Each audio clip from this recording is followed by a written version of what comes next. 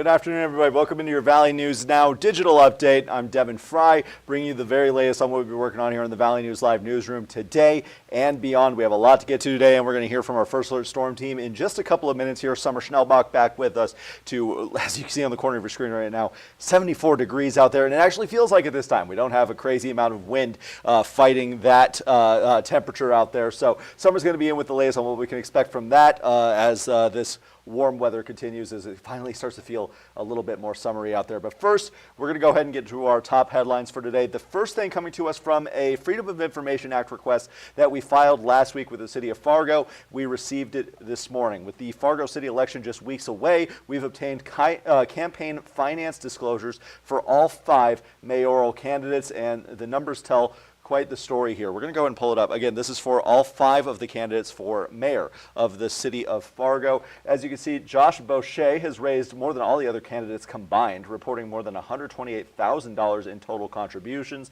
His largest single donation, which was for $10,000, came from the Next 50 PAC, which is a New York-based organization focused on electing Democratic leaders.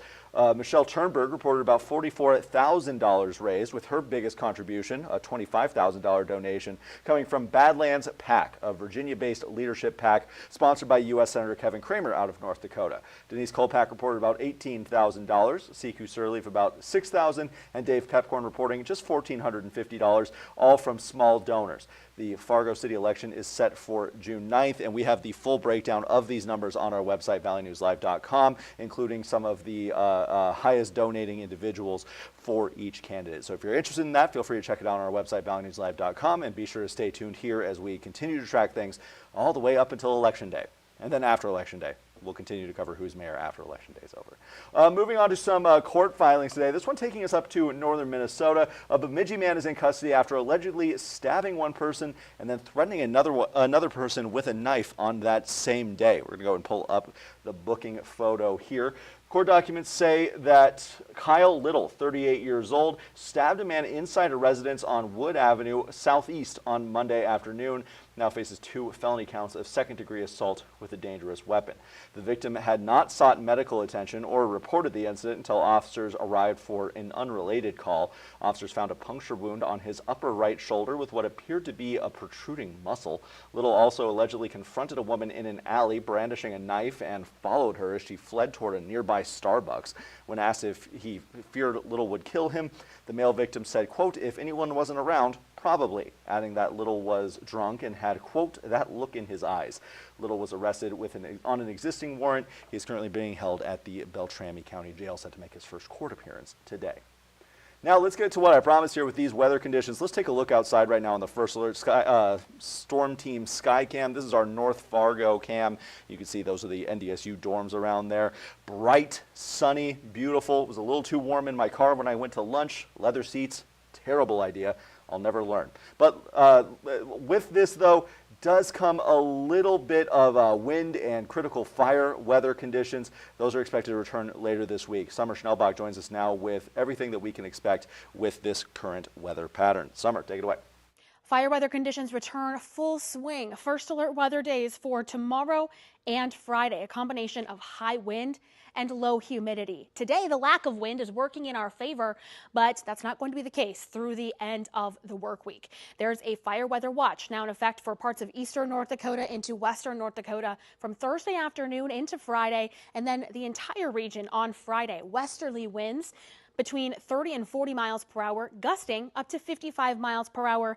And of course, that dry air, relative humidity as low as 25%. You can see with this map here, the brighter oranges within the valley, eastern North Dakota, that's where the fire danger is looking to be the highest at this time. This afternoon is beautiful. Temperatures are in the 70s to near 80 degrees. We've got sunshine and light wind. We're still warm the next couple of days.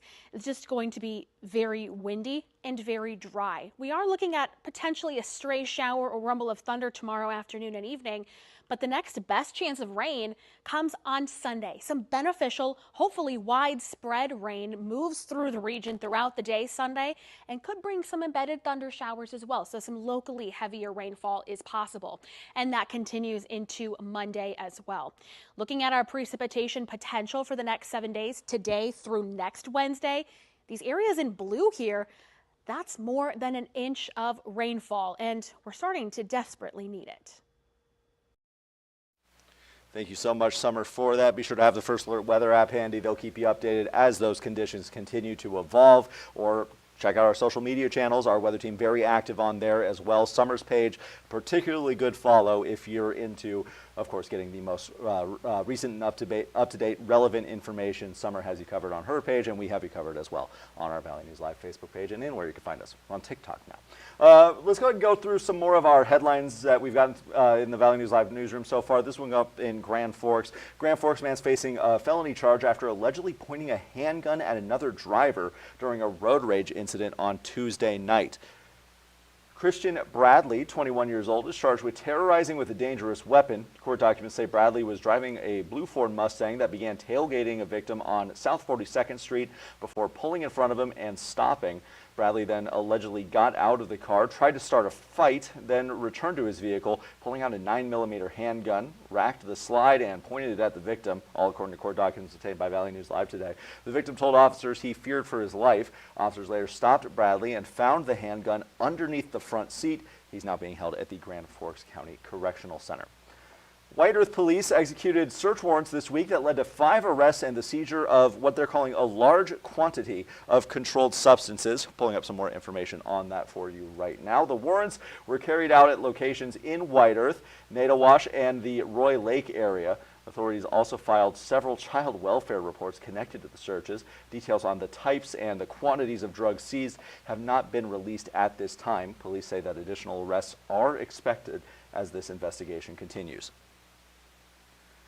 Meanwhile, a Fargo police officer is being recognized for his hard work keeping impaired drivers off the road. Officer Josh Marlowe of the Fargo Police Department's traffic safety team was named North Dakota's Drug Recognition Expert of the Year at the Vision Zero ND Partner Conference in Bismarck. The award recognizes his specialized training in identifying drug-impaired drivers and his efforts to reduce serious injuries and fatalities on North Dakota roads.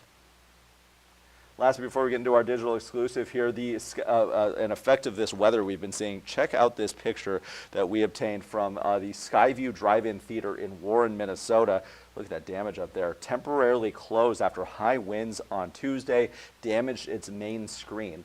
Theater announced it will remain closed until further notice while repairs are made. No timeline has been given for when the screen will be fixed or when the drive-in will reopen. Those winds were nasty out there, so hopefully they're able to get that fixed rather quickly. But we'll, of course, keep you updated as that story continues to develop as well. Be sure to stay tuned with us here at Valley News Live. Anna with Valley News Live here. I'm at the Applebee's off of 45th Street, where yesterday car after car rolled in with flat tires, all after driving through a nearby construction zone. Take a look at this video. You can see at least 3 cars lined up, all with the same tire damage at the same time. Drivers told me some tires were able to be patched up, but one car had to be towed. The thing these drivers have in common? They all drove across a construction zone on 45th Street. They're suspecting debris from that work is to blame after a razor blade was found. From what I could see, there was nothing in my tire that I could see. I'm wondering if that same razor blade is what slashed my tire and got stuck in his. They said they called the city to report the problem. I also reached out, but they were unable to tell me what's causing the flats. Reporting in Fargo, Anna Ballweber, Valley News Live. Thank you for that, Anna. Be sure to stay tuned right here to Valley News Live as we continue to find more and more good local content to bring to you on your TV screen, your smartphone, your smart TV, your laptop, your desktop computer, a tablet. I think I got all the devices at this point. We're not quite on like the Amazon. We're not on like Amazon Kindles yet, but we'll be everywhere soon enough. But for now, those are the platforms you can find us on. We got about 10 minutes till Valley News Live at 4, which will be airing on your TV or smart TV here in about 10 minutes. Be sure to stay tuned for that. Duke Schindler on the desk there. Also, we have shows at 5, 6, 9, and 10. We've got you covered for your local news whenever you want it.